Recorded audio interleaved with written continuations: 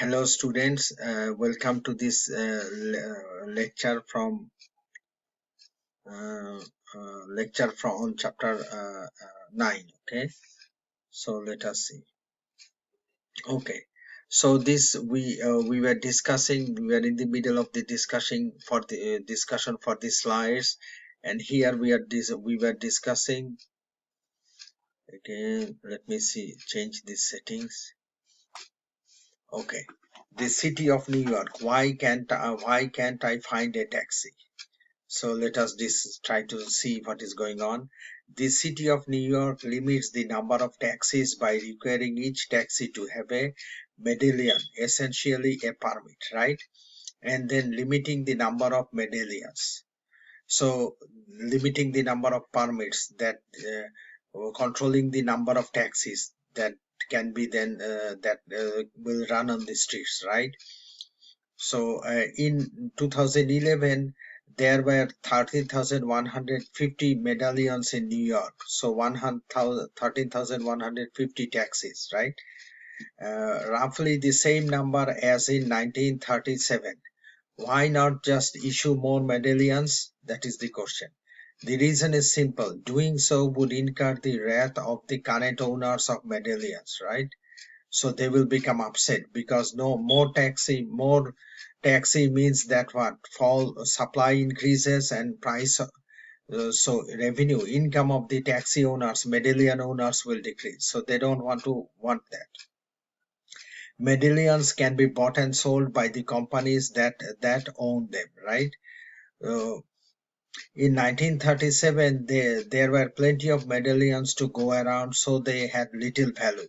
By 1947, the value of medallion had increased to 2,500, and by 1980 it increased to 55,000. See, and by 2011, so then, and by 2011, right, and the price of a medallion increased to $880,000. See that? So it's so expensive now, starting from 1937 to 2011. Now that's right, because New York City won't issue more medallions. The value of taxi medallion is approaching $1 million, right? But of course, that value would drop sharply if the city started issuing more medallions. So the New York taxi companies that collectively own the 13,150 available medallions have done everything possible to prevent the city from issuing any more, and have succeeded in their efforts, right? That is why it's so expensive, right? So if you now want to go and start a taxi in New York, you'll need to buy a medallion, right? Or rent a medallion from one of these owners, these companies, and drive that taxi. If the city were to issue another 7,000 medallions for a total of about 20,000, demand and supply would equilibrate at a price of around 350,000 per medallion. Still a lot, but just enough to lease cabs, right? Run a taxi business and still make a profit. So that is the thing here. Now let us analyze this. Taxi medallions, right? So this is demand and is the blue straight line, and supply is the red dot dash line, right? And now the actual supply line is the solid S vertical line, this one, solid line. So let us read this part. The demand curve D shows the quantity of medallion demanded by taxi companies as a result, as a function of the price of a medallion. See? So that is the blue demand curve, this one, blue demand curve, right? We know.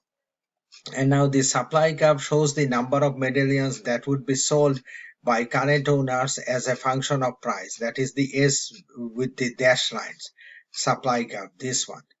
But New York City limits quantity to 13,150 here. This is 13,150, right? Quantity fixed over there. So the supply curve becomes vertical and intersects the demand curve at 8,800 here. This is the equilibrium where they intersect, right? and the market price of a medallion, that was in 2011, right? In year 2011. See, uh, here the number of medallion fixed, the companies will not allow to increase. So now the only way, so this is the free market, right? Free market, but the market is not free. There are restrictions by the companies on the supply of medallion. So then actual supply becomes this S prime. It's not that S, it's the S prime, right? Actual, and then hence the equilibrium price with this S prime supply curve and the blue demand curve is what? Is 88,000. It's not without this. If there were no restrictions, right? If we follow the free market here, then this will be 350,000 would be the cost of medallion, and we will have what, 20,000, a little less than 20,000 meter, right? But that now let us go to this one new 9.5, import quotas and tariffs, right? So what is an import quota? Import quota is limit on the quantity of good that can be imported, right? So how many units of cars can we import from Japan, or how many units of other goods and machinery, actual physical units, right? Physical units. So this import quota is a limit. It is a limit on that one. Every year they will allow, the government will allow a certain amount, certain quantity, right, of import, not more than that. Then what about tariff? Tariff is tax on imported goods, right? We have income tax, we pay sales tax, but this tariff is different. This is tax, very high tax, usually imposed on imported goods, right? In the recent years, the current administration has imposed tariff on what? High tariff on many Chinese imported goods that are produced in China, then imported to the US, right? And in retaliation, China has also put tariff on China's import of some US produced goods, right? So let us examine this with the consumer surplus and producer surplus model that we have developed. Import tariff of or quota that eliminates imports. So see, sometimes this tariff is imposed to increase the price of the foreign produced goods, right, in the domestic market, so that to reduce import. The idea for both import quota is to limit import, and tariff, sometimes it can be taken, tariff will increase the price of the imported goods in the local market, domestic market, right? Sometimes they have to pay 100% tariff. It means that if the price of the commodity is doubled in the domestic market compared to the international market, government want to discourage import. So if in a free market, the domestic price equals world price PW. Look at that. Here we have blue demand and red supply curve. And then this is if the free market is free, this is the world demand, world price. And at that price is what? This is the demand, supply. This is the demand, and what? And the so the gap is then filled up by what? Imported goods. Domestic producers only produce this one, and this part is imported from foreign countries at that world price PW, right? But when imports are eliminated, so total QD is consumed. So this much is consumed out of that QD, right? Of which QS is supplied domestically. This QS is domestic production, this one. And then this one, this part of that QD is what? Is import, right? Here, import. When imports are eliminated, the price is increased to P0. So suppose the government now increase price of the product by putting tariff, and as a result price goes from P0 to P1. At P1, look, this is the equilibrium. This is where the demand supply intersects, right? So here all of that demand is Q0 and all supplied by domestic producers. No more import. At that point, at that equilibrium, for price P0, no more import. So the gain to producers are trapezoid A, right? Look at that. this trapezoid A, this one, this area is gain to domestic producers, because they were selling their product at PW before tariff. Now the market is closed to foreign producers, so they can sell at a higher cost, higher price, P0, right? As a result, all this trapezoid, all this area shaded, this was part of consumer surplus before, but now it becomes what? It becomes part of producer surplus. It is the part of their revenue. But the loss to consumer is A, B, and C. A is the cost of paying that trapezoid, paying higher price, paying P0 and not PW. B is what? Loss of loss, and also C is loss, right? Look at that. This part of loss is below the demand curve but above the price line. So this is loss in consumer surplus. On the other hand, this B, that area B, that triangle B is what? The triangle B is the loss of what? Loss to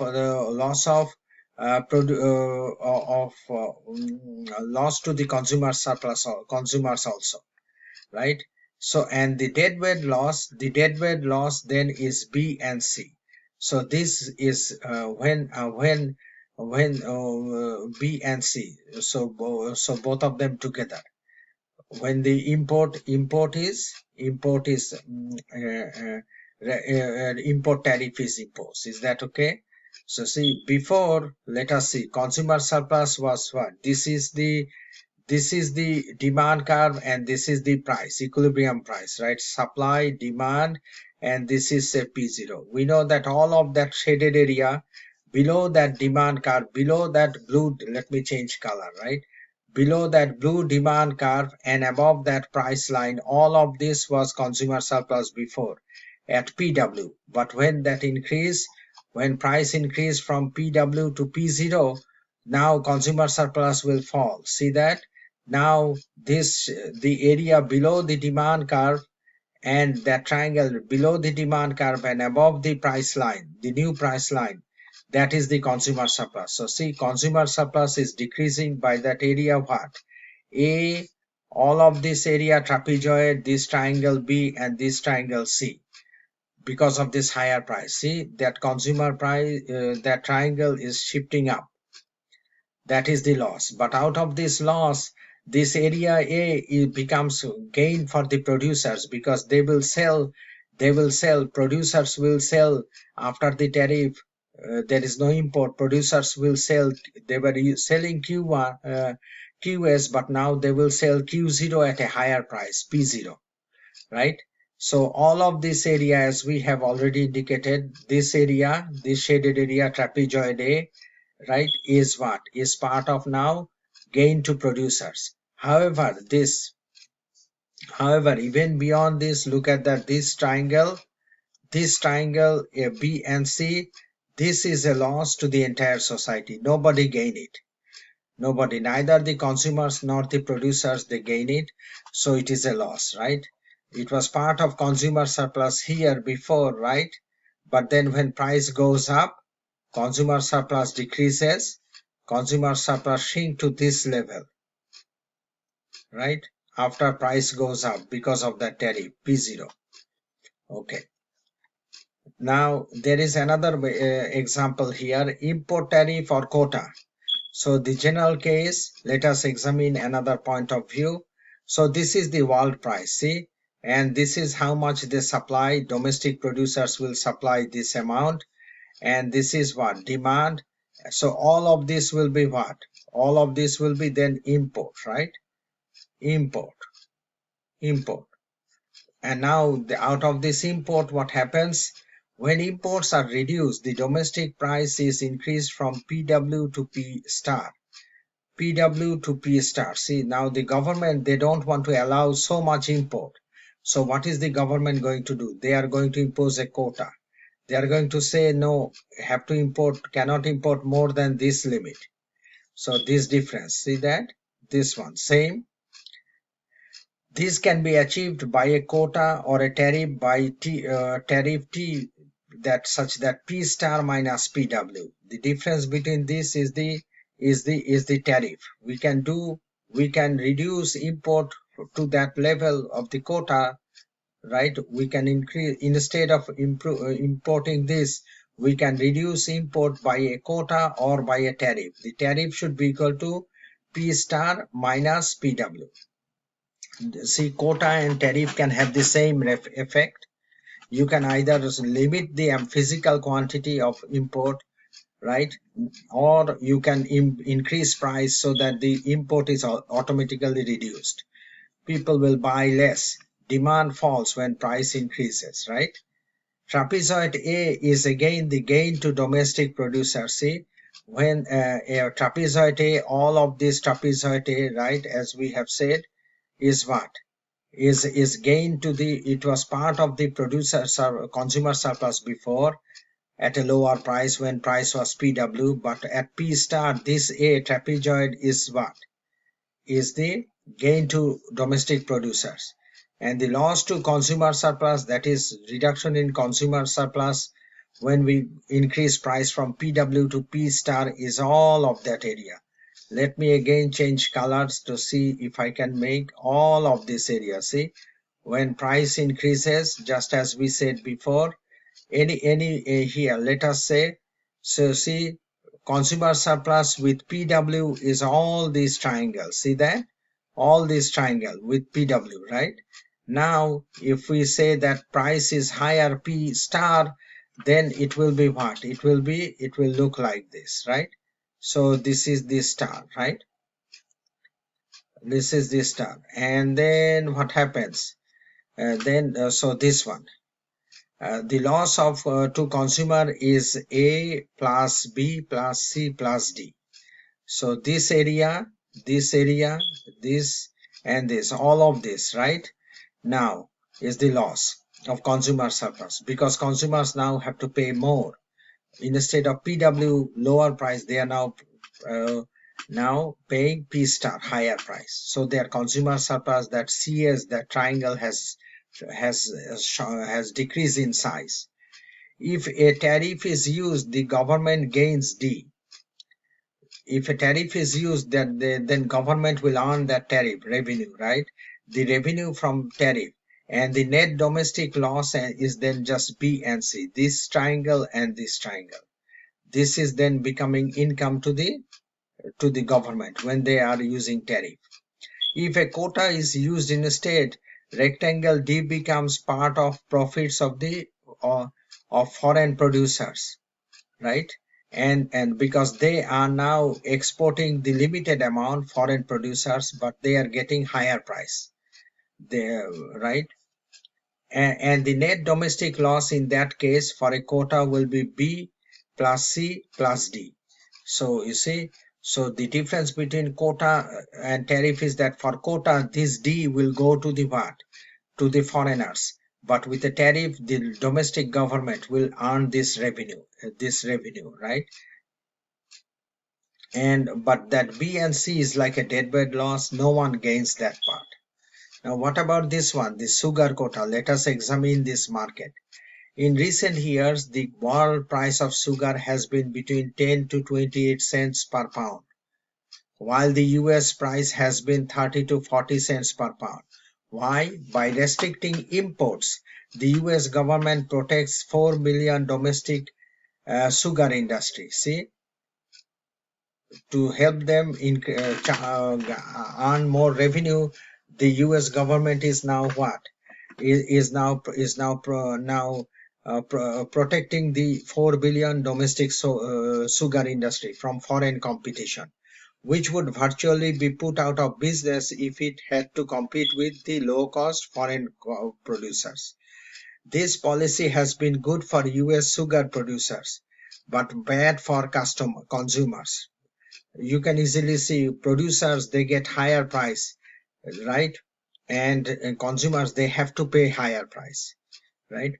So US production is 15.9 billion pounds, US consumption 22.8 billion pounds, right? And then what? US price is 36 cents per pound, world price is only 24 cents per pound. So US supply is given by this, US demand, the authors, they estimate that is demand for sugar is given by this equation. Now at 24 cents world price, US production would have been only about 79 billion pounds. So we can put this in here, in US supply, put that price in here, calculate and find out 7.9. See, and US consumption, you again put that world price here, and consumption will be 25.2 billion pounds, of which 25.2, 7.9, then 17.3 billion pounds would have been important. But fortunately for US producers, imports were limited to only 6.9 billion, right? Instead of allowing 17.3, government will only allow what? 6.9 billion pounds. So this is where they are showing us this, that graph, that sugar quota, US sugar quota, right? Right, limited amount allowed to be imported at the world price of 24 cents here, 24 cents world price.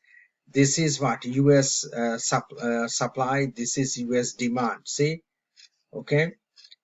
So 25.2 billion pounds of sugar would have been consumed, of which all but 7.9, this 7.9 would be what?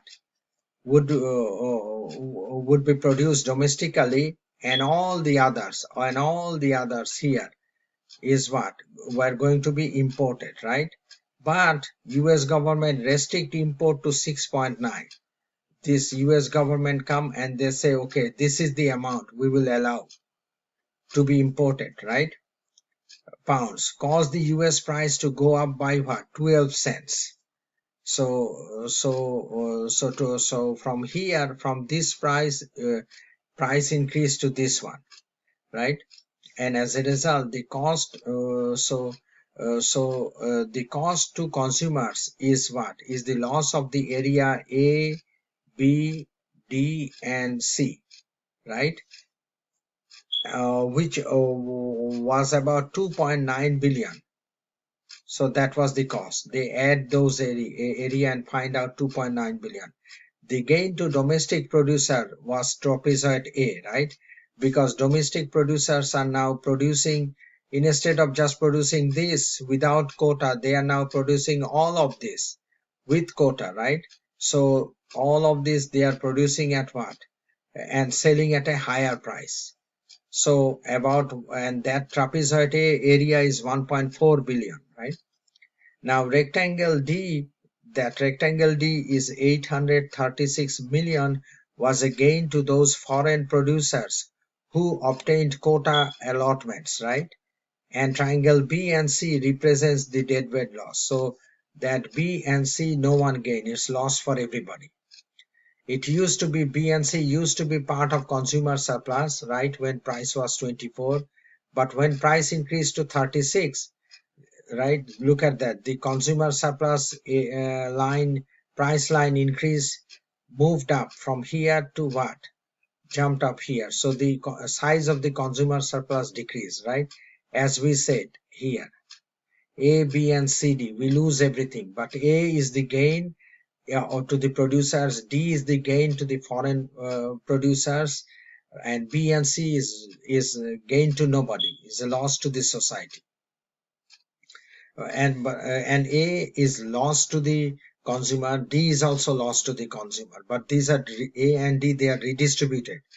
Loss to consumers become gain to producers. A is to domestic producers, D to foreign producers. Okay, now let us please take a look at this. The impact of tax or subsidy. So the effect of a specific tax, right? What is a specific tax?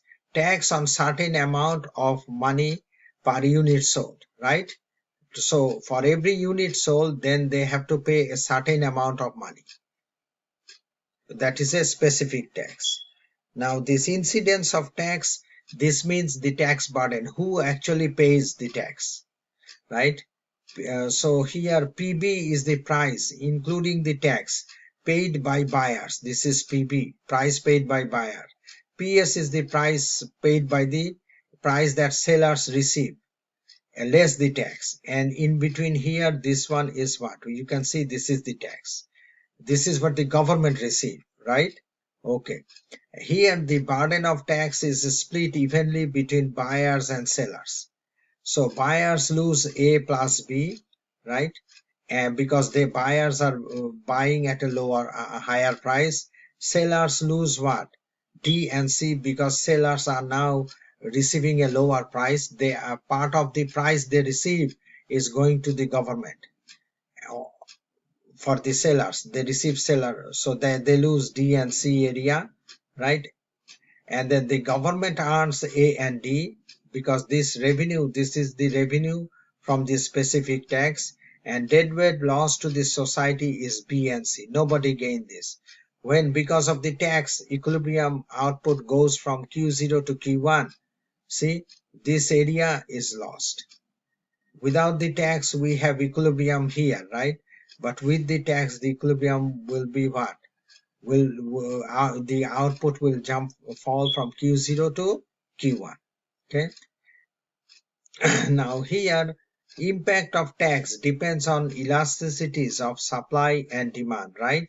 So we are saying that when there is tax, part of it producers will pay, part of it consumers will pay, but the share, how much of that tax will come out of the consumer's pocket or will come out of the producer's pocket, depend on elasticity of the demand supply.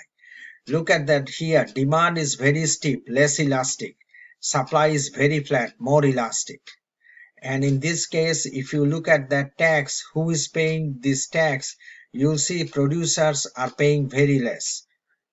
Consumers paying all these, producers. So here, because demand is inelastic, producers can pass it on, right, in the form of higher prices from P0 to PB, pass it on the burden of tax, pass it on to the buyers. On the other hand, in the right hand side graph here, demand is flat, which means it is very elastic. Which means that if price increases, consumers will buy less. So here there is not much room for producers to shift the burden of tax on the buyers. Here, look at that, what happens, the buyers only pay a small amount, right?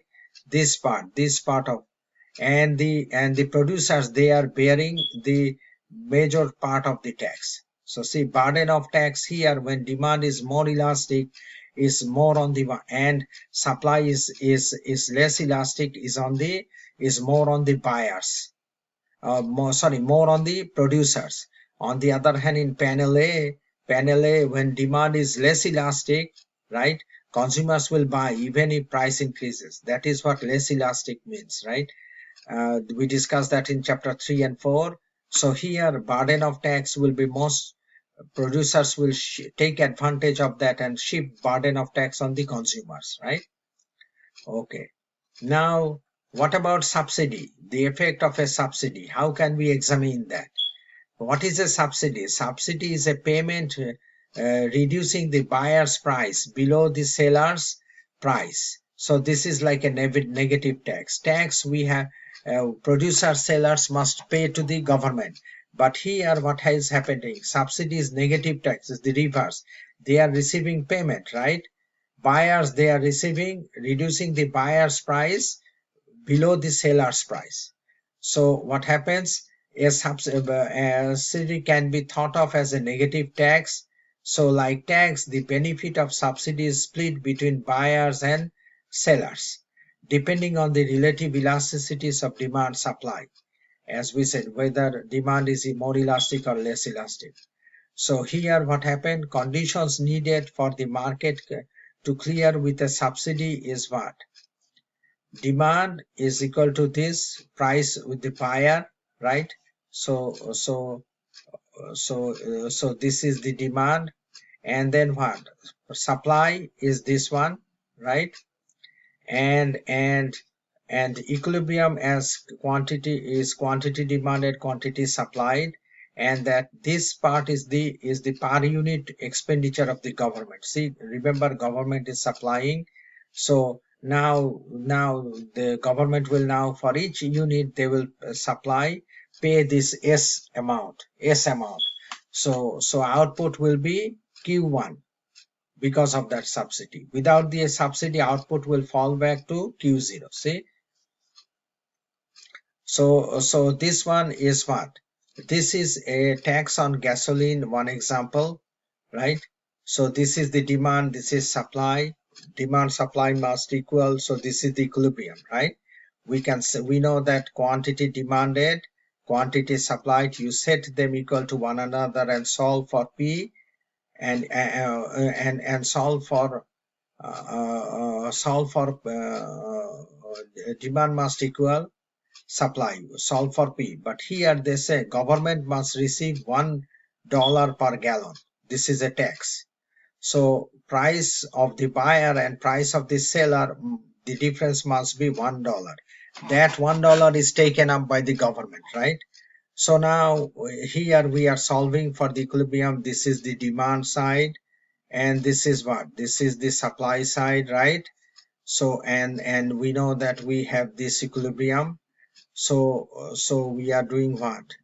Well, PB, and then what happens? So we set it up and then substitute that PB with this one. See, and we get this, and we get this. We are simplifying. In the end, we solve and get PS 1.44, right? And put that back in our equation for demand, right? If PS is 1.44, we know that PB will be $1 more. Look at that. PS is 1.44, then PB is $1 more. So this is 2.44 in the demand equation, right? This QD demand equation, and we solve. So this will be 89, right? Now, so that is then is the equilibrium quantity. 50 minus 61 is 89 equilibrium quantity. Annual revenue from the tax will be T times T per unit of tax collected. Q is the unit sold. $1 and 89 is the quantity sold. So 89 billion per year. Deadweight loss will be how much?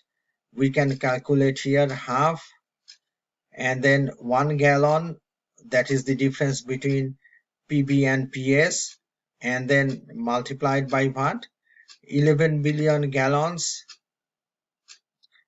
11 billion gallons. So that 11 billion is what? So the answer is 55 billion per year. That will be the deadweight loss, right?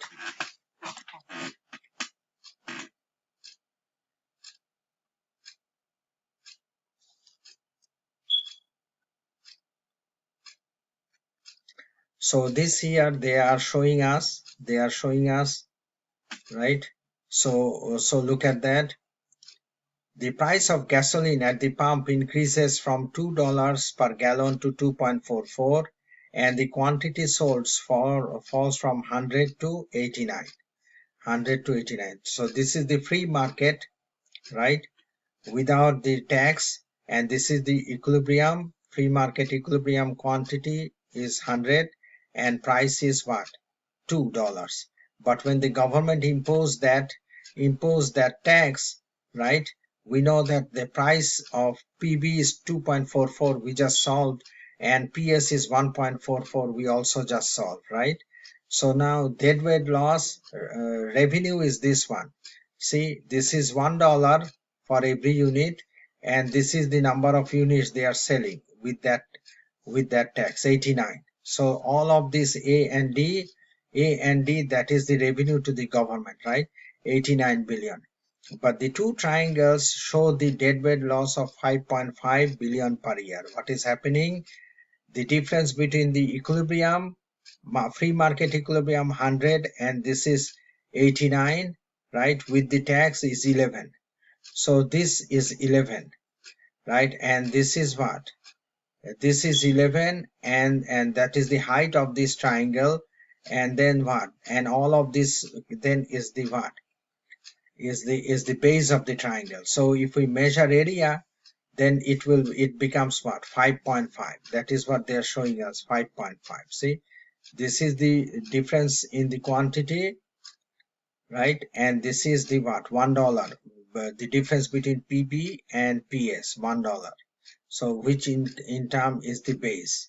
Now this part that is below the demand, blue demand curve, the part that is below the demand curve but above the price line, that is consumer loss, and the part that is above the supply curve but below that price line, right, below that price line, right, all the way here, is the producer, loss of producer. So they will both lose in this case. But again, the size of loss and gain, loss depend on what, the elasticity of the what, the demand curve, and elasticity of the supply curve. Okay, thank you.